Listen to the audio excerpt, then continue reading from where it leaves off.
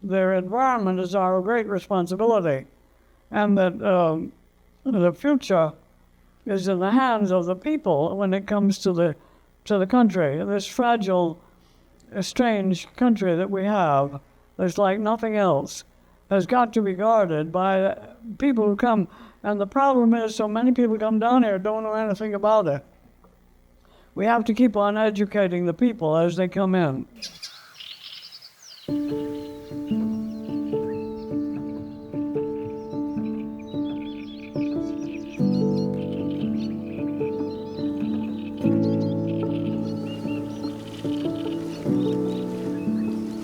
You know, back when I was a little boy, my grandfather was a game warden, and I was about 3 or 4 years old, and one day I said, I'd like to go in that airboat, and he took me.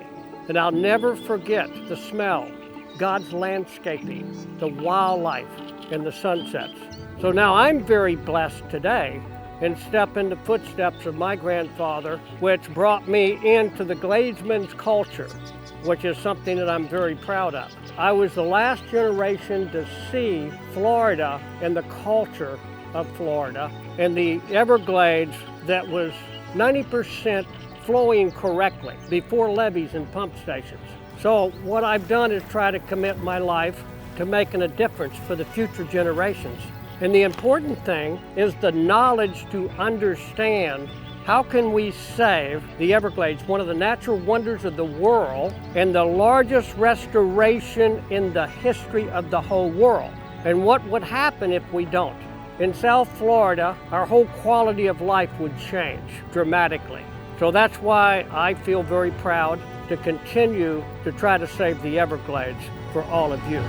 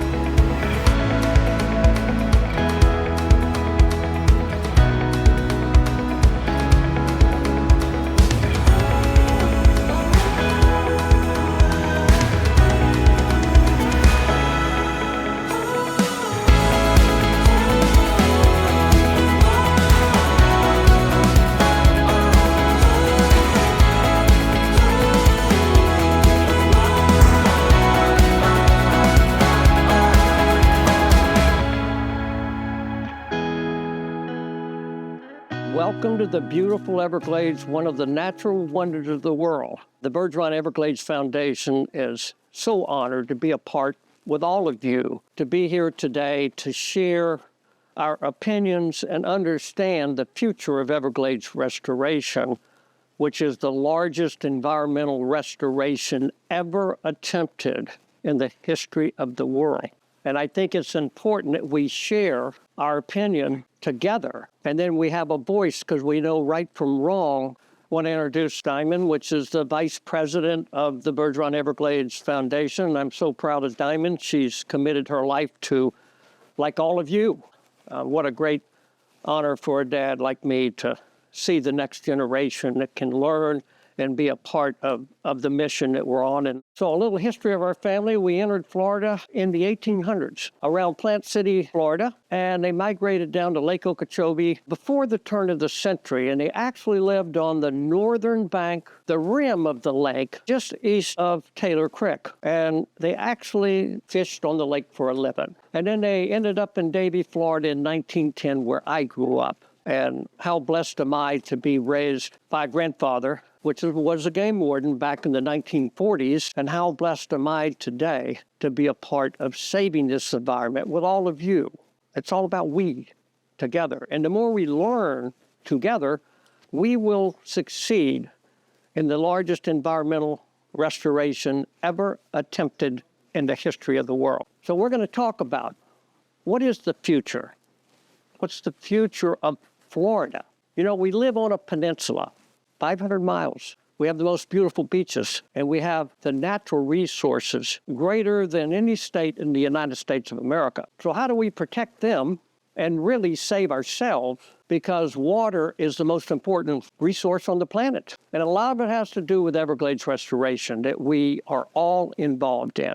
Reestablish the quantity, quality, timing, and distribution, because quantity greater than natural kills. Lack of water kills. It's a very sensitive balance. So if you go back to 1948, when our forefathers drew a line, and that was brought on by the 47 flood, a disastrous flood. My grandfather was actually picking people off the rooftops in an airboat and bringing them to high ground. I can remember that personally. They drew lines, and they said, inside these levees we'll preserve forever, and outside we will drain for agriculture, safety and welfare to the general public, and here we are today. But that design compartmentalized the Everglades. So what we're doing today, starting in 2000, is to correct what our forefathers did for 52 years. And we can learn by that, all of us, and reestablish the natural flow from Boggy Creek just below Orlando through the Kissimmee River floodplains into Lake Okeechobee, the heart of the Everglades, into the Central Everglades and Everglades National Park and Florida Bay and the 10,000 islands in Biscayne Bay. We established that natural flow. So we're here today. I'm going to give you some of my vision on Everglades restoration, and I want you to give me your vision so we together can come up with solutions to make sure that at the end of the day, we truly achieve restoration for the future. So we're in the Central Everglades. That starts up on the Palm Beach Broward line, about 30 miles north of here, and it goes all the way down to the Tamiami Trail. And then you have Everglades National Park all the way to Florida Bay. To the west of us, we have the Big Cypress Preserve. We have Fakahatchee, Picayune, Panther Refuge. This whole contiguous habitat is just under 4 million acres of wilderness. So as we go forward, how do we save it all? How do we correct the patch? And we're on a good progress. We've been very fortunate under the leadership of Governor DeSantis and many governors prior to Governor DeSantis, and giving us the opportunities through Everglades restoration and the funding to move forward. So here we are today. We're 25 years in. And I think the most important thing today is to accelerate projects that are not allowing us to have the benefit of what we built over 25 years. How do we achieve that? You've heard me at my board meetings, I'm sure, many times, talking about the Tamiami Trail, one of the largest dams in the world. Started in 1915, completed in 1928, cut off the natural flow of the Everglades. We have built miles of bridges. The road will be completed March of next year, elevating the road to where we can elevate the L29 and move water south. And I hear that at every meeting from all of you. Move water south. I don't look that particular roadblock, accelerating the Blue Shanty, the last piece, and west of the L28, remodeling the Tamiami Trail and Loop Road. Those are the last two pieces to let 2.5 million acre-feet of water flow unrestricted by gravity from Boggy Creek, Orlando to Florida Bay. Very crucial. And until we accelerate the Blue Shanty, and we're remodeling all the way across the Tamiami Trail, from the L28 all the way across, to allow this water to flow by gravity. We have to also understand that we want water to flow as natural as it can, ridge and sloughs, rather than us direct, shut gates, open gates, and we're on the threshold. So I think one of the most important things is to push for the Blue Shanty and the western side of the Tamiami Trail and Loop Road. When that happens, you'll get the benefit of projects that we started 25 years ago. Move water south. All the projects that we built north of the Tamiami Trail, all the STAs to get our water clean, and the reservoirs we're building. Great projects, need them all. But until we complete the Tamiami Trail, that 2.5 million acre feet should never go in a reservoir. That's the volume that's natural for the environment. Doesn't need to be stored in a reservoir. And it don't need to go out our rivers, the Caloosahatchee, the St. Lucie, and the Indian River Lagoon.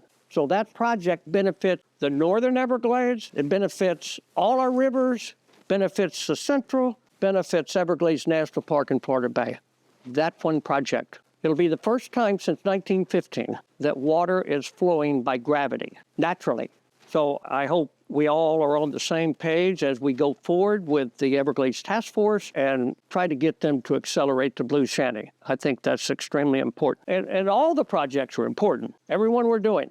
But the one big one, you'll see the biggest change from irreversible damage when that roadblock is opened up. I lived out here for a long time. Alligator Alley wasn't there. We come in from Davie. There were no levees. There were no pump stations. I'm probably the last generation that's alive. And I fell in love with it, just like all of you. I'm in to listen to everybody, and at the end of the day, make sure we're truly restoring. Now we go to the ribbon cuttings, we're all celebrating. We got $1 billion, and that's good.